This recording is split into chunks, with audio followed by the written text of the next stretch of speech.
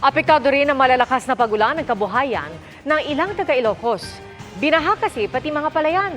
At nakatutok live si Ivy Hernando ng GMA Regional TV. Ivy? Pia, halos 2 araw nang walang tigil ang ulan dito sa Ilocos Norte at maging sa Ilocos Sur. Kaya may ilang lugar dito ang nakaranas na ng pagbaha.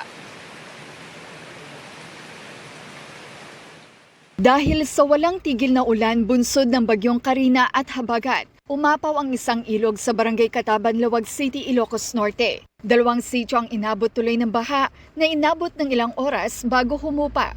Binaha ang National Highway ng Bacara matapos sumapaw ang tubig sa palayan pero mabilis ding bumaba ang tubig.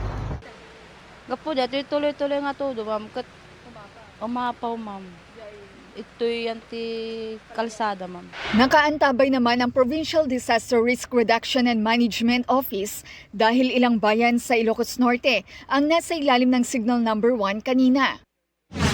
Sa Ilocos Sur, 2 pamilya katumbas ng 7 individual ang inilikas sa bayan ng Salcedo at Sigay dahil sa pagguho ng lupa. Ayon sa PDRRMO, binabantayan nila ang ilang lugar sa mga bulubunduking bahagi at sa tabing dagat na posibleng makaranas ng paglambot at pagguho ng lupa dahil sa ulan. Sa geography natin is meron tayong upland and meron tayong coastal municipalities. Kaya dito sa mga upland municipalities natin, minomonitor natin for possible yung mga ganitong landslide.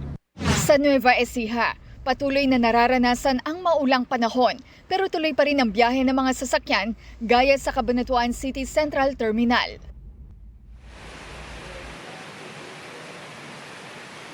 Pia, light to moderate rain ang nararanasan kaya't wala rin nakanselang pasok o trabaho sa Ilocos Sur at dito sa Ilocos Norte. Pia? Maraming salamat, Ivy Hernando ng GMA Regional TV.